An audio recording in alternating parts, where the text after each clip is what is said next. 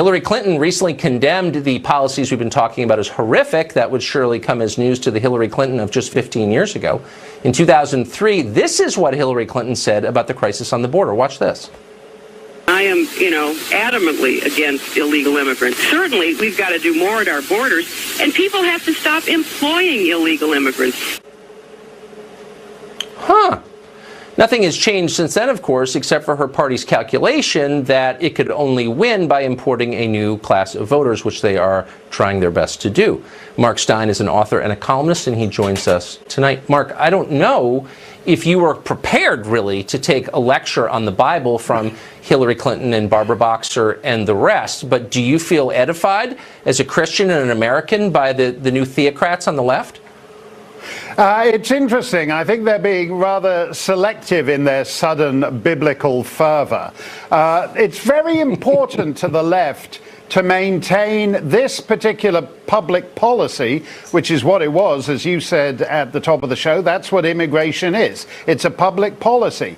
Yet whenever it's treated as such, Hillary and the rest of the left, and I regret now an entire phalanx of first ladies, has decided that we have to have the sentimentalization of public policy. Well, which is it? This is a country that is supposedly on orange alert. Over half of the illegal aliens present broke into a country on orange alert. That is to say, they've come here since 9/11. Americans shuffle like a bovine herd through security that demands to know the consistency of their pumpkin pie if they're flying home to Thanksgiving from New York to Cleveland, but the rest of the world is entitled to walk across the Rio Grande if they happen to have a little moppet in tow with them. You can't have it both ways.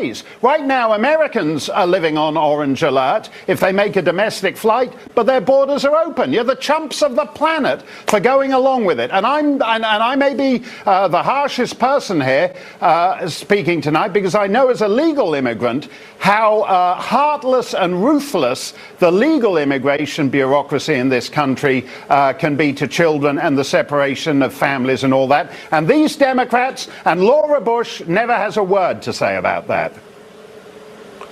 What would happen if you showed up at the airport without a driver's license and said, look, I have a moral right to get on this plane and you're a racist for not letting me on? Would that work? No, it wouldn't. I mean, we're bifurcating into a society where the law-abiding are subject to ever more onerous constraints, while the avowedly lawless are somehow venerated and fetishized. I will say, as a legal... But you've lived this. If I could just pause and say, you actually are foreign-born, and you have, without getting too personal, but you have a family. I mean, how has the immigration system treated your family? Well, I'll tell you, I was crossing at Derby Line, Vermont one time. I won't go into all the details, but the rather officious twerp at the border threatened to call ICE and have my daughter deported.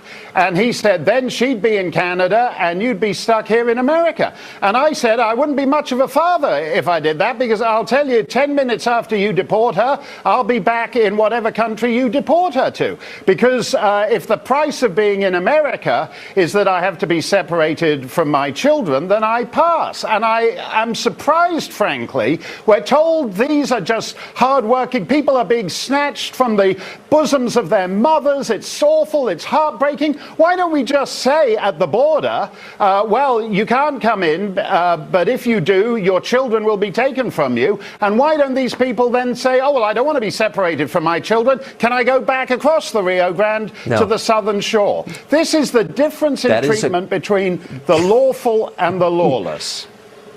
I can promise you're the only person on television today who's asked that question, and I'm glad that you did. Mark Steyn, thank you.